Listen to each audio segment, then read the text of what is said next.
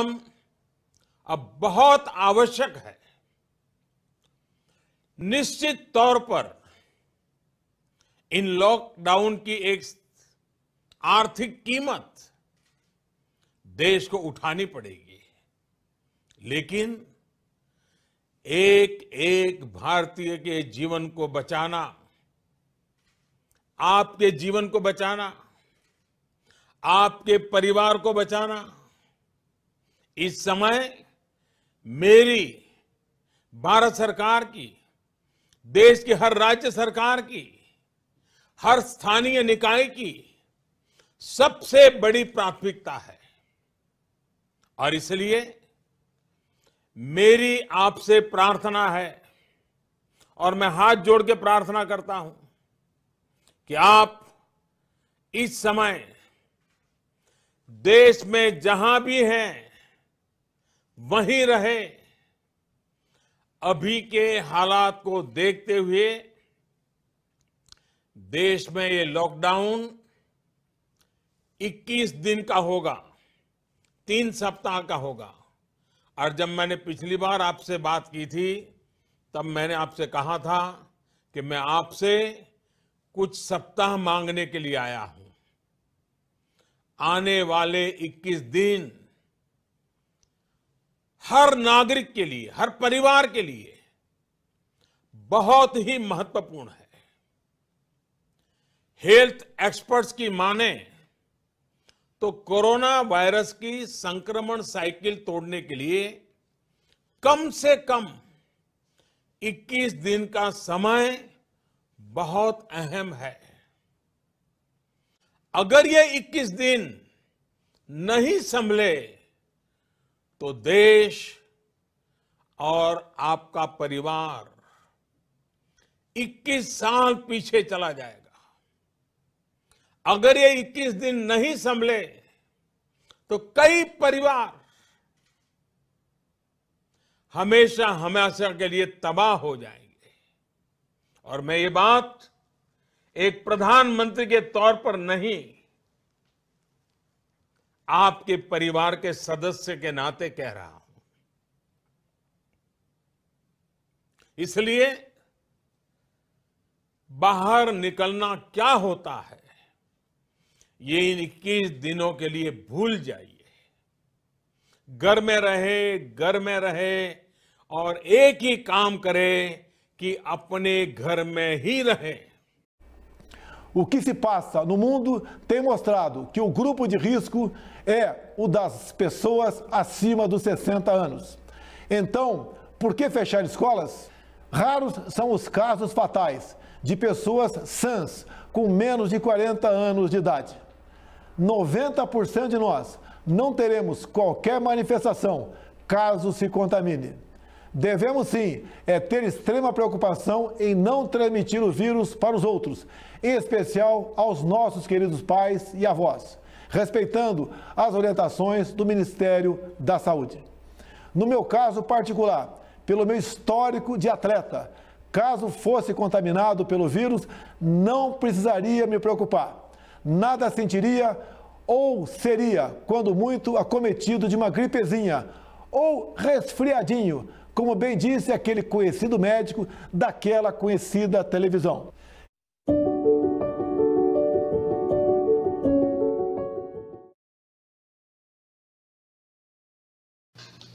Olá, boa noite, eu sou o Carlos Honorato e nós vamos para o nosso episódio 007 deste nossa quarentena Gulag aqui. Hoje é bom que tem bastante assunto. Ana Carolina, boa noite, tudo bem? Boa noite, boa noite. Boa noite, já tirei a minha barba para não contaminar ninguém, o Toffoli tirou a barba dele, não sei quem mais tirou a barba, você também está sem barba, desde o início da quarentena. Bom, a gente tem várias coisas, hoje ficou divertido, não vai ser repetitivo. Nós podemos falar mal do Bolsonaro e do discurso que ele fez agora há pouco, e não teve panela. A única panela que eu vi batendo foi a minha sem querer, não teve panela. Não, aqui teve. Então, panela. Falar dos empresários aí, uma coisa que está polêmica, porque tem gente que acha que a economia tem que continuar funcionando, que o pessoal tem que comer hambúrguer do Madeiro, tem que participar no Girafas, né? A gente vai falar sobre isso. Os recursos para empresas, nós vamos falar um pouquinho disso, porque nós estamos numa articulação aqui no back-office com pessoas que estão estudando essa coisa do crédito, O Giovanni, do Sebrae, daqui a alguns dias ele vai dar uma entrevista para nós, que chique, né, falando sobre aquele estudo a crédito, e o grande receio que muita gente tem é de que o dinheiro que o governo libera não chegue para as pessoas, para as empresas, para as pessoas.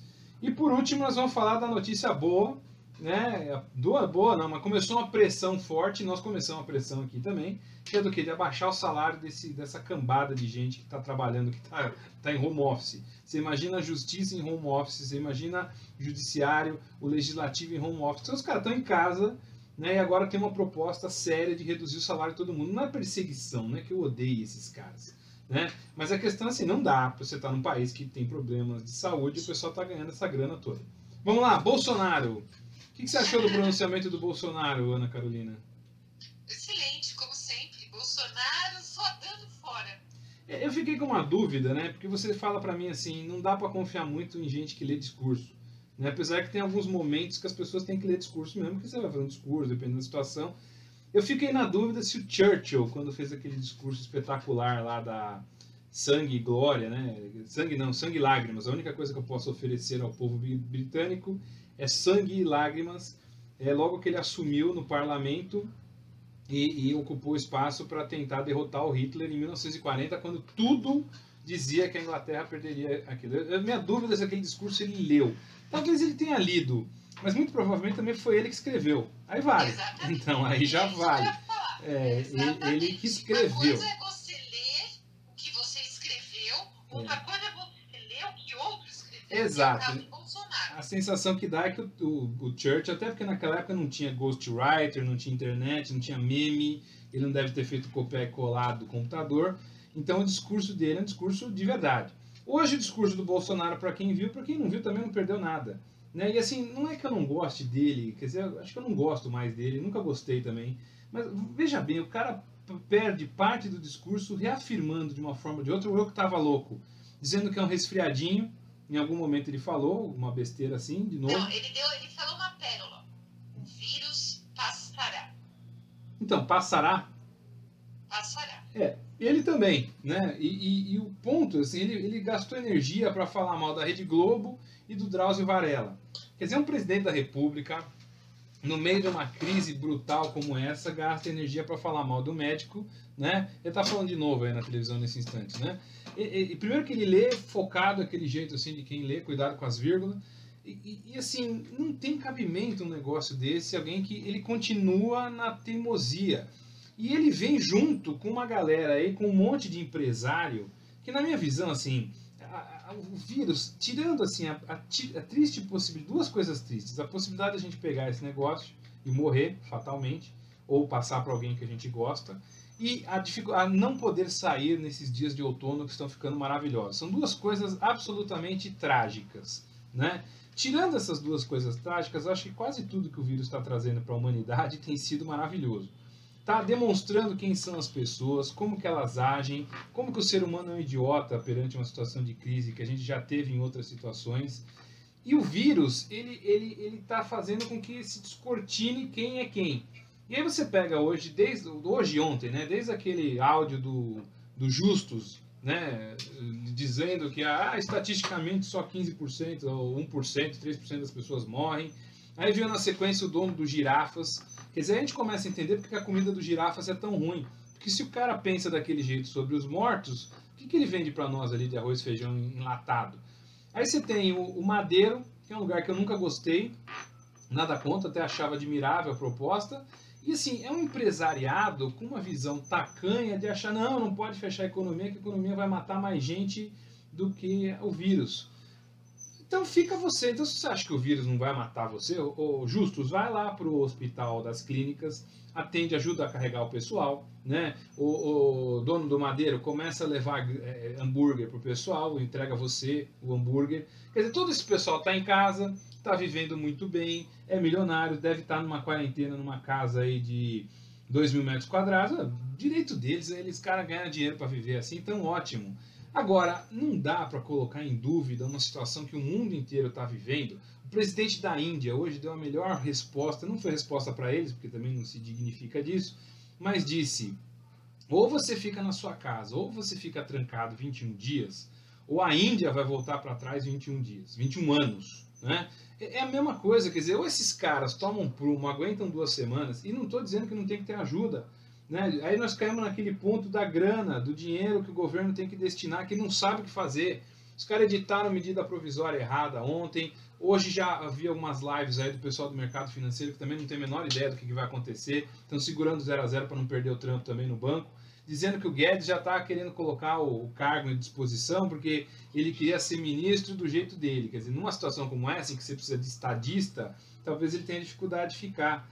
Gente, não é ser contra a reforma, não é ser contra livre concorrência, contra premiar quem é bom. Nós estamos numa situação de guerra, né? E a situação de guerra exige ações de guerra. Você tem que garantir o suprimento, você tem uma massa de coitados aí, que é caminhoneiro, que é entregador do Uber, que é enfermeiro, médico. São pessoas que estão fazendo o papel para a sociedade continuar a funcionar, enquanto eu, você e mais meia dúzia de classe média ou classe alta, ou quem quer que seja, consiga ficar em casa fingindo que faz home office, né? Fingindo que está fazendo alguma coisa séria. Porque quem está fazendo alguma coisa séria é o cara da farmácia, que está vendendo remédio para a pessoa que vai lá com suspeita de ter coronavírus. E pelas informações o negócio contagia muito rápido, fica no ar, fica no balcão da farmácia. Então a pessoa que está trabalhando nisso tem que ter todo o valor do mundo. E aí você vê as comunidades, que é outra coisa que está começando a aparecer agora finalmente, né? Os caras estão entrando na comunidade e vendo como as pessoas vivem na comunidade, na favela. Quer dizer que o cara entra lá, tem 5, 6 moradias no espaço de 20 metros quadrados, tem 5, 6 famílias juntas, quer dizer, esgoto a céu aberto, aquela sujeirada, e agora está ficando claro para todo mundo. Então, o ponto-chave é, a gente não sabe o que vai acontecer, a gente não sabe o desenvolvimento disso, aparentemente, pelo que tem se mostrado, há uma curva, e essa curva vai descender. O prazo mínimo deve ser 2, 3 semanas para isso começar a acontecer. Então, 2, 3 semanas você querer sacrificar, e no segundo dia da quarentena, porque agora que começou para valer, segundo, terceiro dia da quarentena, o pessoal quer reabrir comércio, quer reabrir as coisas. Por quê? Porque é o medão, né, da eleição, é o medo de... O Trump está com medo da eleição lá, né, e ele está com medo de cair no colo dele, que os Estados Unidos vai se tornar o maior foco global da doença, que foi o que o pessoal, não sou eu que estou dizendo, é o pessoal da Organização Mundial da Saúde, falou que se não tomar cuidado, eles vão se tornar o maior centro de proliferação da doença que a gente tem no mundo hoje. Então, são interesses políticos, são interesses de um empresariado tacanho, né, que está olhando só para o bolso, né, que lida tudo com estatística. Se morrer 10% dos velhos não é tanto problema. Quero ver morrer a mãe dele, morrer o pai dele, né? E o cara tem que levar o pai dele no SUS para ser tratado numa situação como essa.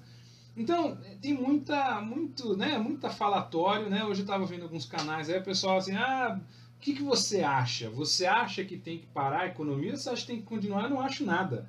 O que eu acho é que eu tenho que obedecer o que o médico está falando. Porque se o médico está dizendo que o negócio é perigoso, que o negócio pega e que você pode morrer ou que você pode levar essa doença para alguém, cala a boca e fica na sua casa. Esse é o ponto, não tem que obedecer economista, né? E vamos lá, o governo já conseguiu decretar o estado de calamidade, ele tem liberdade fiscal e monetária para emitir dinheiro e para gastar, não no infinito. O Armínio Fraga, que é um cara competente, ontem ou anteontem, no Roda Viva, falou: olha, a situação de emergência é isso, o governo tem um caixa para gastar, não é infinito, mas tem dinheiro para gastar. Né? Porque você vai abrir uma exceção disso, vai aumentar o endividamento do Estado, ele vai emitir moeda sem lastro, mas não vai gerar inflação, porque nós estamos num processo deflacionário. Caiu 50% as vendas do varejo, os estados estão estimando, caiu 50% a venda de combustível. Quer dizer, o preço dessas coisas vai cair todo. Então, você tem que ter governo, você tem que ter Estado jogando dinheiro na economia, e a grande dúvida que tem, a grande pergunta que a gente tem é: esse dinheiro vai chegar na mão de quem precisa? Ontem o Banco Central fez aí uma liberação de uma linha aí de 2 bilhões de reais para segurar o sistema financeiro. É nítido, a gente conversa com gente do mercado, que os bancos estão preocupados, os bancos estão fechando as torneiras, os bancos estão aumentando a taxa de juros, E os bancos correm o risco de pegar essa grana que está sendo disponibilizada para eles e guardar nos ativos dos bancos, para segurar para os bancos não quebrarem. Ok, quem que vai salvar os caras? Então, quando você fala de renda mínima, que é o que o Armínio Fraga falou, né, eu concordo plenamente com ele, quer dizer, pega todo mundo que está cadastrado no Bolsa Família, mais os picareta que estavam suspensos ou não, reinclui esse pessoal todo e faz transferência de renda. Os caras ganham 200 conto, passa mais 200 para cada um, no mínimo, 200, 300 reais. Não é isso que vai matar, isso vai dar o quê? 10, 15 bilhões. A gente pagou 350 bilhões de juros, então é 20, 15 bilhões para esse pessoal. Você tem uma segunda categoria, que é MEI, microempresário individual. Esses caras estão cadastrados num sistema, esses caras têm um faturamento. Repassa para o cara o faturamento de 4, 5 meses. Manda um e-mail, fala, meu irmão, qual que é a sua conta? Qual que é o seu cadastro aqui, CPF, conta, que a gente vai fazer uma transferência para você desse valor. Aí você tem microempresário, pequeno empresário, o cara tem uma empresa aberta, o cara é autônomo, que nem muito professor é autônomo, o cara tem a empresinha dele para emitir. Pega o cadastro desse cara e fala assim, você faturou na média quanto? O cara tem que declarar imposto de renda.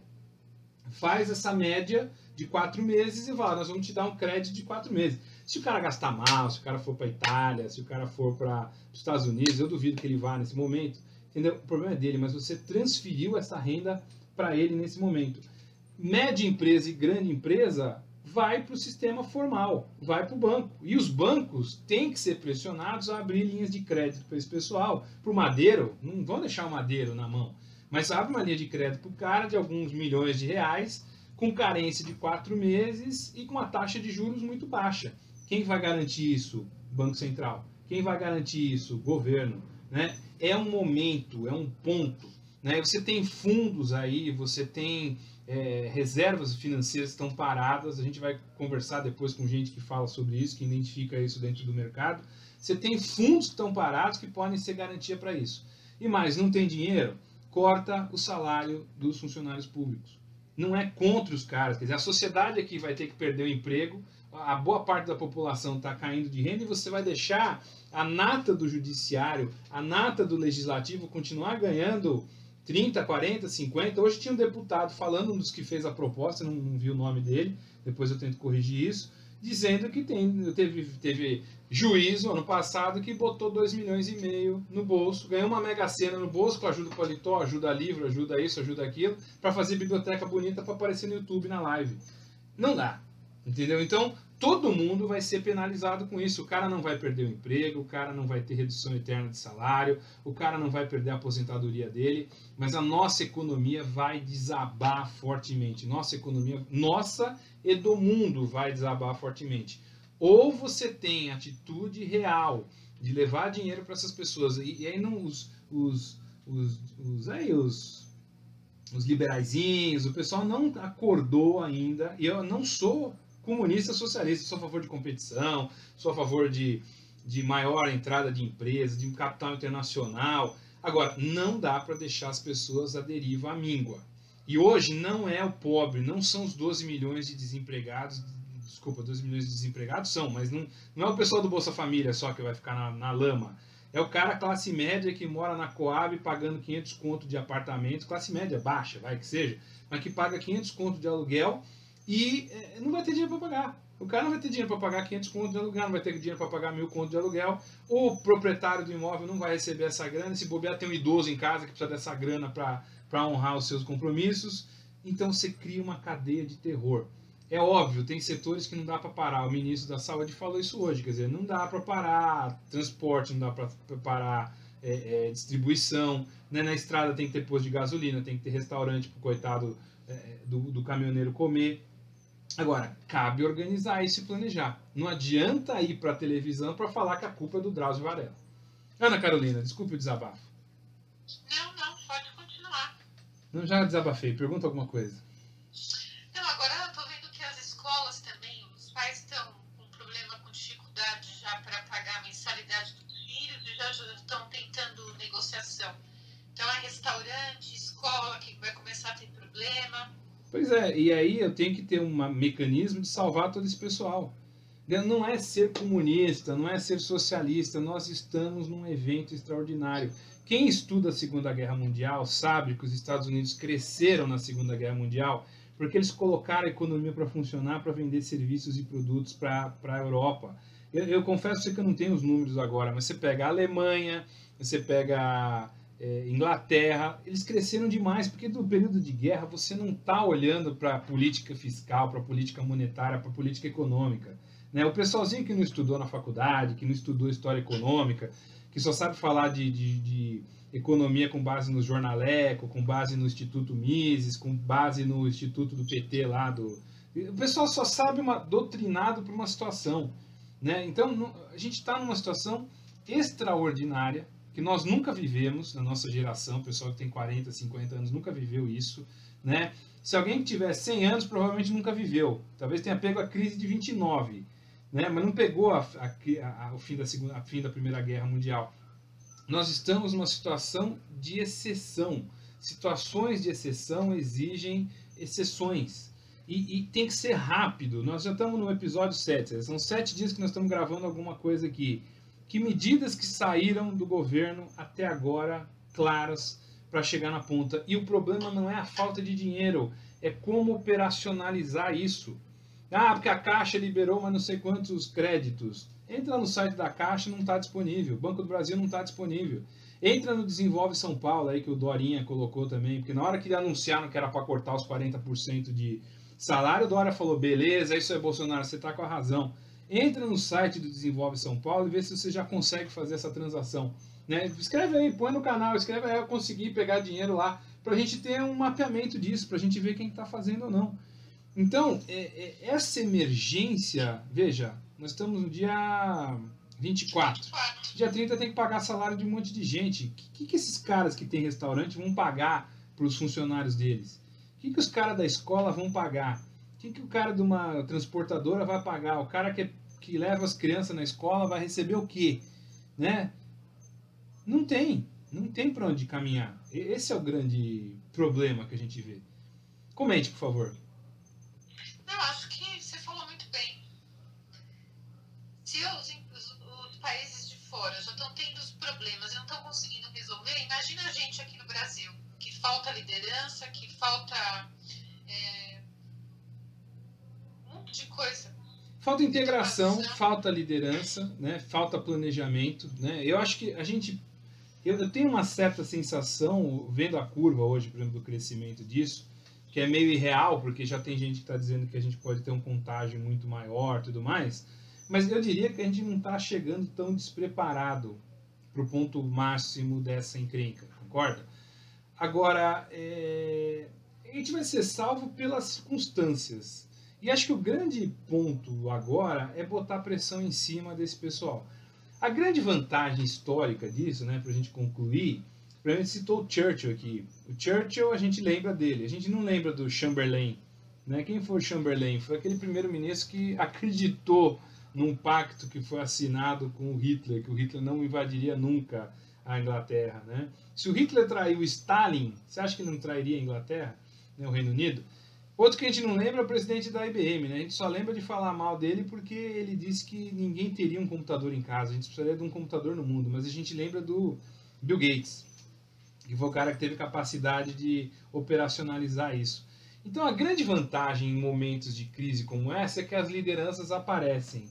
E os inúteis, inoperantes e bitolados ficam pelo caminho. Daqui a 50 anos vamos ver quem vai ser lembrado dessa crise aqui. Certo? Eu acho que a gente vai continuar batendo cabeça. Com o Bolsonaro liderando isso, a gente vai continuar batendo cabeça. Porque ele ainda blefa nos pronunciamentos dele. Então, assim, o vírus pode passar, mas um babaca ainda vai continuar. Pois é. Muito bem, boa noite a todos e até a próxima.